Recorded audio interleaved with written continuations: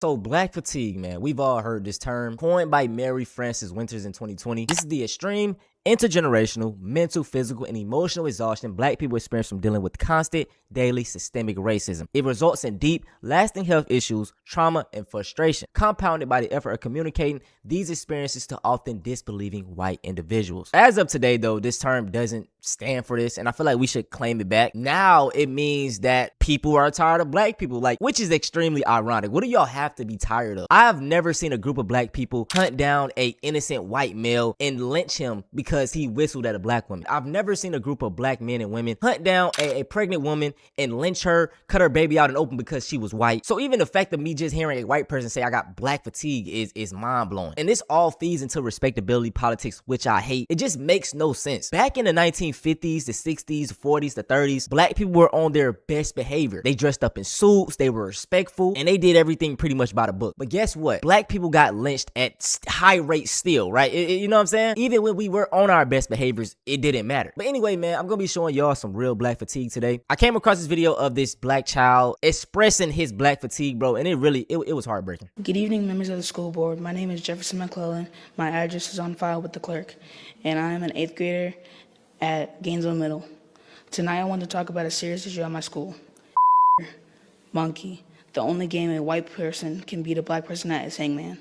These aren't jokes. These are misunderstandings.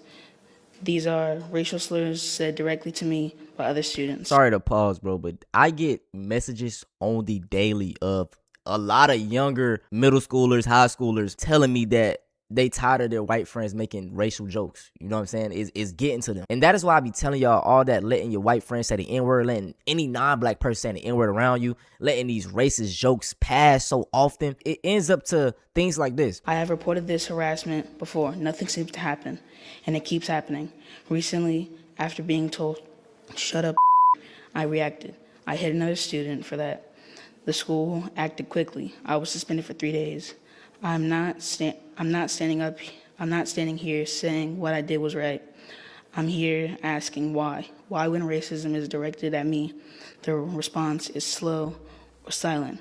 But when I react to it, the response is immediate and clear. Like Malcolm X stated, bro, if I'm a sheep, is the sheep bad for letting the wolf eat him? No, he's going to do everything to not let that goddamn wolf eat him. So if he got to fight, he got to scratch, he got to claw to get his way up out of there, be violent, how is he wrong for that? Like I said, man, these people only see the reaction, never the beforehand. They're poking the bear, they're poking the bear, they're poking the bear. As soon as that bear reacts, then they want to record and take the picture and then blame you for how you respond. Asking for special treatment, I'm asking you to stop allowing people to hurt me, to provide the same safe learning environment to me that is seemingly so easily afforded to others.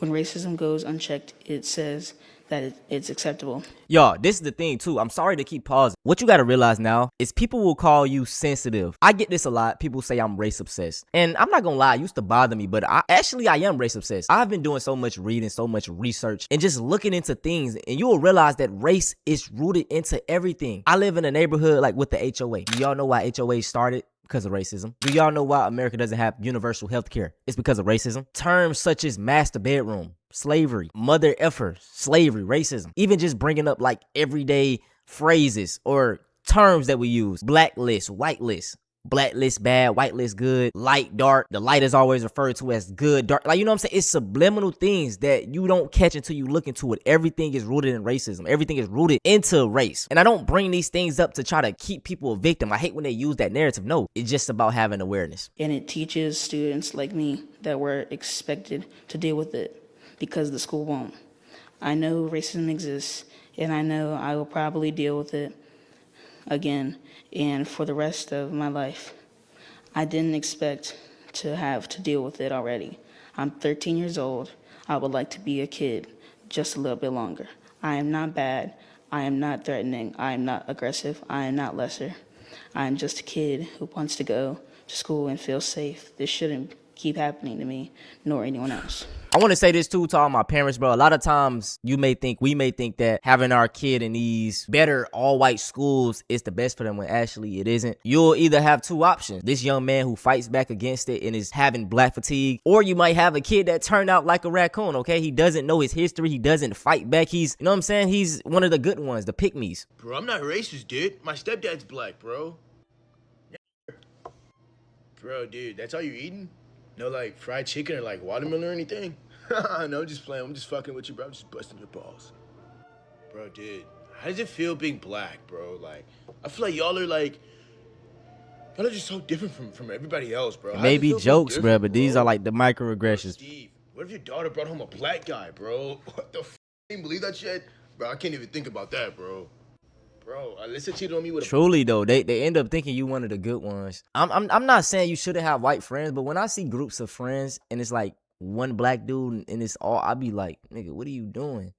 I just know he the token, right? I just be like, hold on, what the hell going on? You know what I'm saying? Black guy. Dude, are you serious? I know, bro. Can you believe that shit? Shit's crazy, Steve. I'm not gonna lie, bro. To be honest, bro, you're black, bro. You might make the team, bro. Coach loves black guys. Yo, he just said the N-word. What you gonna do about it? How mad would you be if I said the N-word right now? Niger. Yo, could I get an N-word pass? Oh, bro, you're such a YN. You're such a YN. Yeah, no, my favorite animal's a monkey. Yeah. I see videos like this all the time, and people may scroll past them and think that it's funny. But no, these are real life, instances of what black kids go through in these predominantly white schools. Microaggressions, blatant racism. Racism is just going up. That I don't know whether it's because of Trump is in office or what's making these kids feel more comfortable, bro. I truly do not know. I think a lot of people think that we're joking when we have the bring back segregation conversation because they don't know how traumatic it is to exist around white people. It is, I don't talk about racism a lot, but it is genuinely traumatic dealing with racism, dealing with microaggressions, going in the store, people think you stealing the shit, people watching you and giving you dirty looks. I lived in a white area and I moved to a black area. It's night and day. It's literally night and day. I remember literally at my job, the managers were black, everybody was black. And that's how it was for me. I me. didn't feel like nobody was treating me no type of way. And I'm just really emotional about this right now because I'm just thinking about how Michael B. Jordan and Delroy Lindo cannot even be angry that a white person is calling them a right. And the whole world is gaslighting them right now, telling them that they're not allowed to be angry.